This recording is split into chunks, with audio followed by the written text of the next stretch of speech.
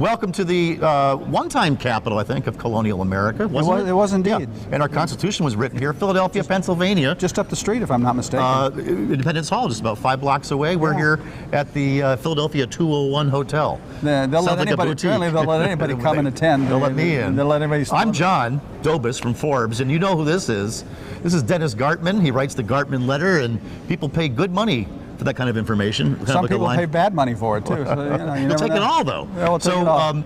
Your name has become synonymous. I've been covering stuff like this for about 20-some years, and I know who you are. But how did you become a commodity guru?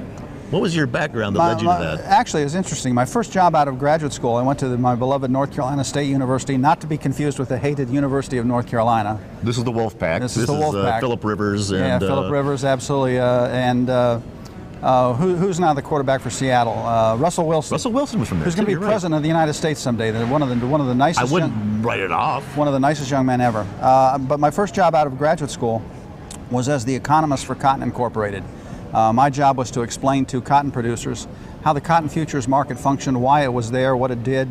From there, I wrote a couple articles in the American Banker about how this new thing called financial instrument futures was going to be evolving. And as I told people, don't think you're going to be too sophisticated, because we've been doing esoteric and rather sophisticated things in the cotton market for 150 years. This is when they started to trade interest rate futures in Chicago? Correct. It's the same way you would trade wheat, corn, soybeans, same way you would trade wheat, corn, oats, storable commodities. So I made the transfer from Cotton Inc. to what was then NCNB back in the North Carolina National Bank. Hugh McCall. Yeah, Hugh McCall. He was a gentleman I would have followed anywhere. He created, didn't he, really, the modern Bank of America? He did. And the people who worked for Mr. McCall would have followed him through fire. He was extraordinary. He was a trailblazer. He was a real leader. I'm from Tampa, and they were huge in Tampa. They came and they bought every bank. They hated him in Texas. I think then the moniker was NCNB, no money for anybody or something. I'm trying to remember how they came across it, but no credit for nobody.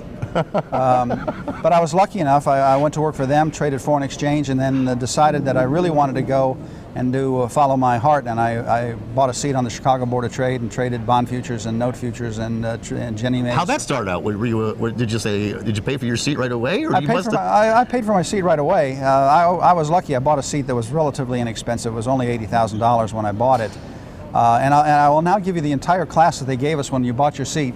This is buy, this is sell. Good luck. And a few other of those. So you were an open outcry guy? I was an open outcry guy, yeah, absolutely. Oh, wow. And I traded what was then known as the intermarket spread, bonds versus Treasury versus 10-year notes, and I traded bonds versus Ginnie Mae's. I did the spread and would signal my bond side into a friend of mine who also went to North Carolina State, Brian O'Doherty, who did my bond side for me. So okay. I do the Ginnie Mae's, I do the 10-year notes, I do the spread difference, and he would do the bonds for me. We traded arbitrage for a long period of time. So when you're doing that in the pits, you got to show up every day and you got to tread water or do something, otherwise you'll drown, right? I mean, yeah. So how do you analyze a market? You can look at the fundamentals, but the fundamentals, just like with a stock, they could take a long time to play out. The first thing I will tell people when they would ask us, what does the floor think? I would tell everybody, the floor does not think. The floor only knows it's 5-bit at 6. It's gone to 6-bit. It's now 6-bit at 7. But there's guys watching the 1-minute charts, aren't there? No, or not when I was there. Or you sense it, or how do you know when a market's too frothy and you need to sell? You can see because of the sound. Because of the number of hands in the air, because of the tickets that were coming in, you could tell by the intensity of the crowd. The intensity of the crowd. As we used to say, it was hours of boredom punctuated by moments of sheer terror. There was one. I tell a great story. Brad Rotter, who went to West Point, short, small guy, but tough in stature. And one day there was just a maelstrom. I mean, just paranoia, just violent movements in the bond market. And I asked Brad. I said, "Brad, what do you think?" And he said, "I'm flat and I'm nervous." Just because he's in the room. I gotcha. He's in the room. So, all right, well, cool. That's a little bit about your background. But everything you do now involves something that has a futures contract that trades on it, right? Is that not everything. I'll trade I watch what's going on in the spot gold market. I watch what's going on in the spot markets more than I watch the futures. The futures are predicated upon what's trading and where is cash cotton trading. That's how cotton futures are going to trade. Where's the 30-year bond trading? That's how the 30-year bond future is going to trade. Where's the Right. 10-year note trading? That's how the 10-year note future is going to trade. So I watch, especially in the foreign exchange market, the cash or spot forex market is so much better, so much bigger, so much larger, so much more liquid than the futures are. So I actually You watch those markets for a gauge on how the overall economy is doing in the world. And I started when I was on the floor of the Board of Trade.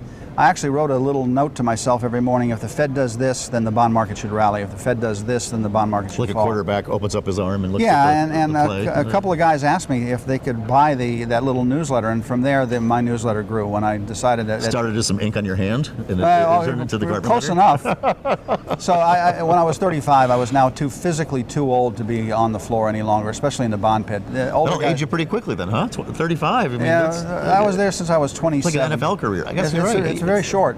The grain guys seem to last a lot longer than the bond guys did, because the physical nature of the bond pit and the physical nature of the note pit. I mean, you just were... The bonds that was the newer one that was built like in '98, right? No, it was much earlier than that. Well, there's the big one where the 10-year Treasury note futures trade, and it was adjacent to the grain room. Yes. The mid-am, I guess they called it. It was a big day when we came from the old South room into the old grain room, and the grain room moved into the new floor of the board. Right. Oh, it is. That's the way it is now. That's the way it is now. But 20 now years? there's no floor at all.